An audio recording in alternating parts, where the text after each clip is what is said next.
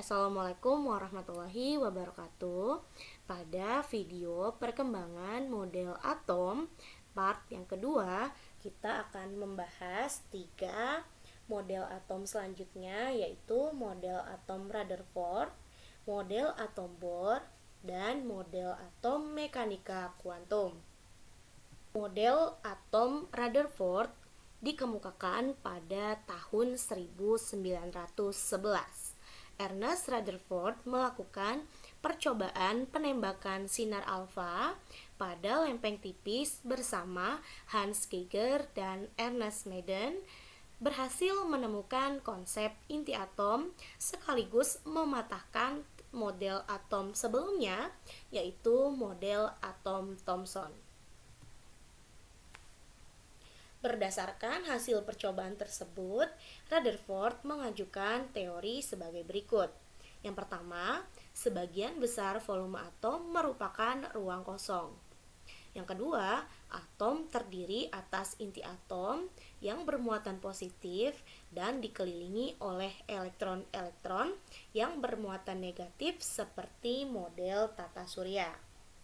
Yang ketiga, secara keseluruhan atom bersifat netral karena jumlah muatan positif sama dengan jumlah muatan negatif.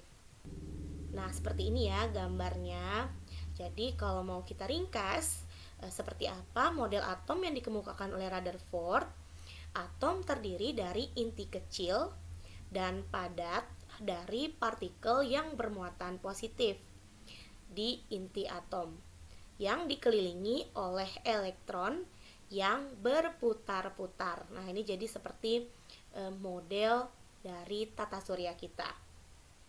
Tadi juga dijelaskan bahwa jumlah muatan yang positif akan sama dengan jumlah muatan negatifnya. Jadi, keadaan elektron ini adalah netral. Seperti model atom Dalton dan model atom Thomson, model atom Rutherford juga mempunyai beberapa kelemahan. Kelemahan model atom Rutherford yang pertama adalah tidak dapat menjelaskan mengapa elektron tidak jatuh ke dalam inti atom. Berdasarkan hukum fisika klasik, gerakan elektron mengitari inti akan disertai dengan pemancaran energi berupa radiasi elektromagnetik. Jadi kalau kita lihat tadi di model yang sudah Miss perlihatkan, jadi kan elektronnya itu bergerak mengitari inti. Oleh karena itu, energi elektron akan semakin berkurang sehingga gerakannya akan melambat.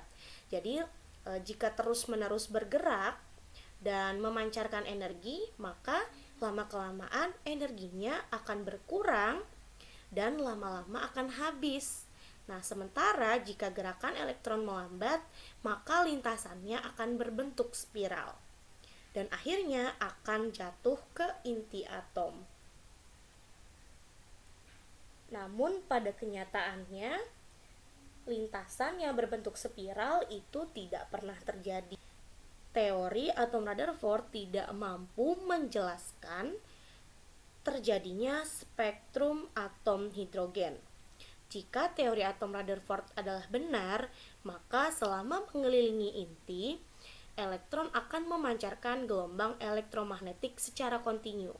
Kenyataannya, spektrum atom hidrogen bukan spektrum kontinu, melainkan berupa spektrum garis.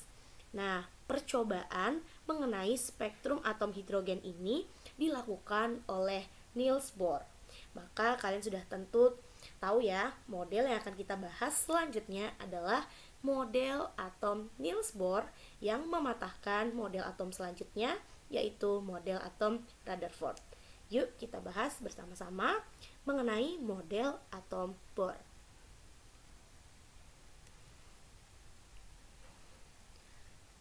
Pada tahun 1913, Niels Bohr memperbaiki teori atom Rutherford dengan cara menggabungkan teori atom Rutherford dan hipotesis Planck mengenai mekanika kuantum. Teori atom Bohr ini didasarkan atas pengamatannya dan eksperimennya terhadap spektrum emisi gas hidrogen. Teori atom yang dikemukakan oleh Bohr adalah sebagai berikut. Yang pertama, elektron mengelilingi inti atom pada kulit tertentu. Nah, ini yang paling penting dari teori atom Bohr, ditemukannya adanya kulit. Kalau di Rutherford tadi lintasannya seperti tata surya, maka lintasan elektron yang ditemukan oleh Bohr ini dilambangkan dengan kulit. Selama elektron berada dalam lintasannya atau kulit, energi elektron tetap, sehingga tidak ada energi yang diserap dan dipancarkan. Jadi ini kebalikan dari teori atom Rutherford. Yang ketiga, elektron hanya dapat berpindah dari satu lintasan stasioner ke lintasan stasioner lainnya dengan menyerap atau melepas energi. Nah, jadi seperti ini ya model dari atom Bohr. Ini adalah inti atom. Lalu ini adalah kulitnya. Ini kulit yang pertama. Ini kulit yang kedua. Ini kulit yang ketiga dan seterusnya. Masih ada kulit yang keempat, kulit yang kelima dan seterusnya. Nah, nanti kulit atom ini akan kita bahas lebih lanjut saat kita membahas periode, golongan, dan yang lainnya, tentu saja setelah kita membahas tentang perkembangan model atom ini. Nah, di sini tadi Miss sudah bilang kalau elektron bisa berpindah. Perpindahan yang pertama, jika berpindah dari kulit elektron yang lebih luar ke yang lebih dalam akan melepaskan energi. Misalnya, ini ada elektron yang berada di kulit ketiga. Dia mau berpindah ke kulit elektron yang lebih dalam atau yang kedua, maka elektron tersebut akan melepaskan energi. Sebaliknya, jika elektron berpindah ke kulit elektron yang lebih luar, akan menyerap energi. Misalnya, ini elektron yang berada di kulit kedua berpindah ke kulit elektron yang ketiga, maka dia akan menyerap energi.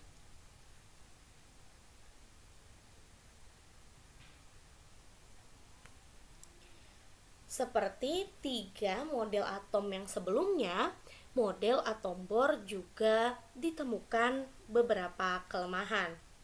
Yang pertama, setelah ditemukan sebuah eksperimen oleh Peter Zeeman mengenai peristiwa efek Zeeman yang menyatakan bahwa kulit atom dapat dipecah menjadi subkulit. Jadi tidak hanya kulit seperti yang dikemukakan oleh Bohr. Peristiwa ini tidak dapat dijelaskan oleh teori atom Bohr. Yang kedua, tidak dapat menjelaskan spektrum atom dengan banyak elektron.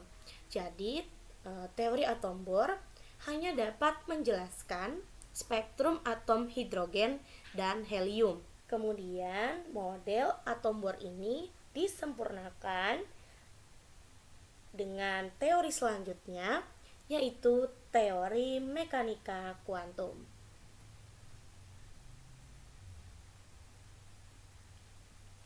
Model atom mekanika kuantum atau dikenal sebagai model awan elektron. Nah, di model mekanika kuantum ini, kimia berkolaborasi dengan fisika dalam menentukan model atom. Teori mekanika kuantum merupakan perbaikan dari teori atom Bohr. Model atom modern atau model atom mekanika kuantum ini dibangun oleh beberapa ilmuwan seperti Louis de Broglie, Wolfgang Pauli, Erwin Schrödinger, dan Werner Heisenberg. Menurut teori dualisme, elektron di dalam atom dapat dipandang sebagai partikel dan gelombang. Berdasarkan teori tersebut, Heisenberg mengemukakan teori ketidakpastian. Teori ketidakpastian menyatakan bahwa kedudukan dan kecepatan gerak elektron tidak dapat ditentukan secara pasti. Yang dapat ditentukan hanyalah kemungkinan terbesarnya atau probabilitasnya.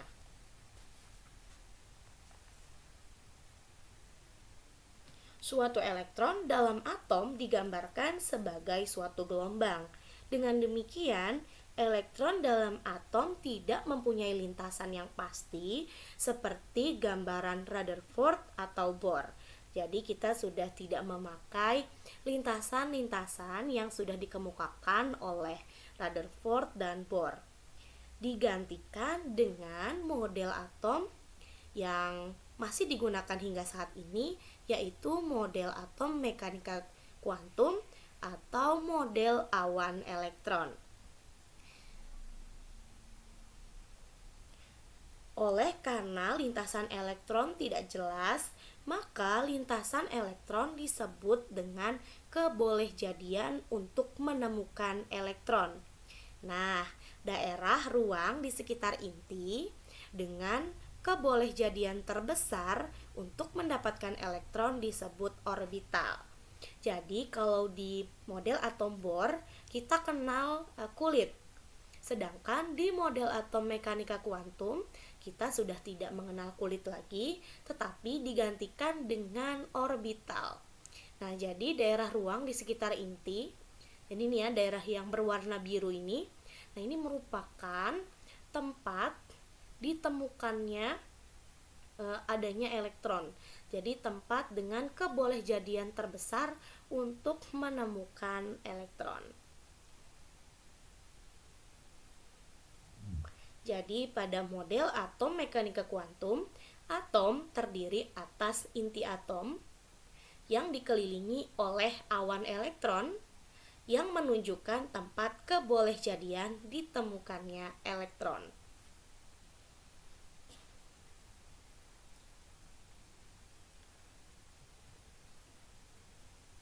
Jadi kita sudah membahas 5 model atom.